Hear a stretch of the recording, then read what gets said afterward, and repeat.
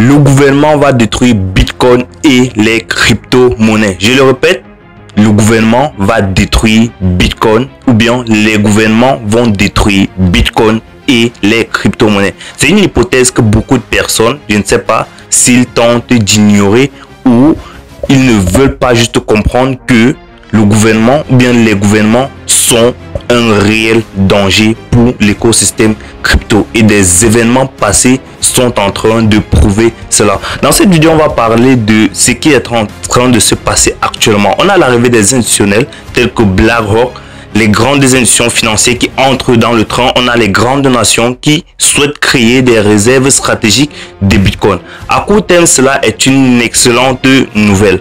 Mais qu'en est-il à long terme?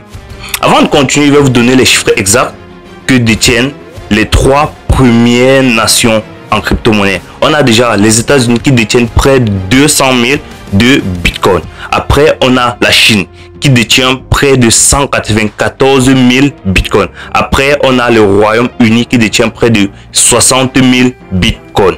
Ensuite, on a BlackRock et tous les autres gestionnaires de fonds qui détiennent à travers les ETF plus d'1 million de Bitcoin à travers les chiffres que j'ai pu enregistrer. Quand on voit tout cela, on se demande, oui, tout le monde achète, ça va créer un choc d'offres et forcément le prix va augmenter. C'est bien beau à court terme, mais n'oublions pas que l'Allemagne dernièrement a créé un crash sur le marché. Eh bien, comment cela peut être vraiment possible et ces nations menacer Bitcoin? Prenez un simple exemple que on arrive à un moment où la majorité des Bitcoins sont entre les mains des nations et des grandes sociétés d'institutions financières. N'oublions pas que toutes ces sociétés-là sont de mèche avec les gouvernements et du coup, ils peuvent créer des fluctuations à leur guise.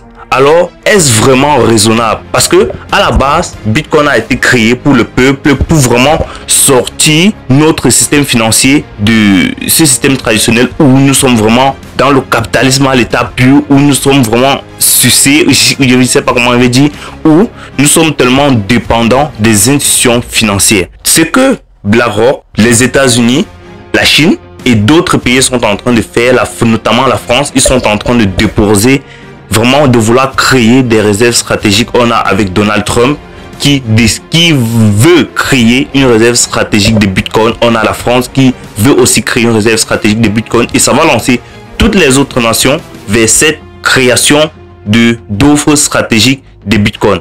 Et cela, pour moi, je pense que il faut réellement prendre cela en considération et savoir que tout peut se passer d'un moment à l'autre. Parce que si aujourd'hui les gouvernements se mettent ensemble pour pouvoir détruire Bitcoin, il est bien vraiment pas se présenter devant les médias pour dire qu'on va détruire Bitcoin, mais ils peuvent faire cela comme le font généralement, parce que moi je pense que tout est question d'arrangement et s'ils arrivent à vraiment à un moment vouloir revendre. Imaginez juste un instant que les États-Unis disent que actuellement ils vont vendre peut-être tous les Bitcoins qu'ils ont en réserve. Qu'est-ce que ça va créer sur le marché? Ça va créer vraiment un crash monumental, que ce soit sur Bitcoin et toutes les autres crypto-monnaies. Personne ou bien aucune crypto ne sera épargnée. Donc est-ce vraiment raisonnable que ou bien est-ce une vraie bonne chose? Est-ce une bonne chose que les gouvernements achètent du Bitcoin? Oui, à court terme ça va faire augmenter rapidement le prix, mais une fois de plus, sur le long terme, on ne peut pas écarter la possibilité que tout cela fait partie d'un plan pour pouvoir éradiquer Bitcoin du système planétaire. Dis-moi dans les commentaires qu'est-ce que tu en penses de ce que les États ou bien les gestionnaires de fonds sont en train de faire actuellement. On se retrouve la semaine prochaine pour parler encore d'autres sujets. Surtout, n'oublie pas de mettre dans les commentaires ton avis. On se retrouve la semaine prochaine. Merci. Ciao.